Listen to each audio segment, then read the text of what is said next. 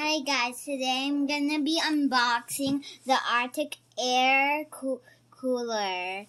You place it around, so let's go open it.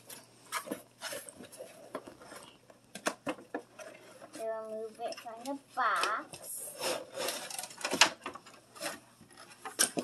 Then you place it there. And then you turn on the button, and then you let it go blow on your neck.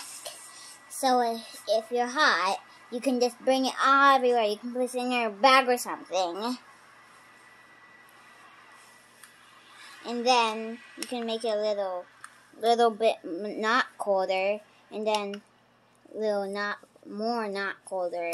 And then once you press another button, it turns off. It blows air with a bunch of fans. And there's holes where it blows the air, right here. It's so cool, and it's colored white. That's amazing. So, yeah.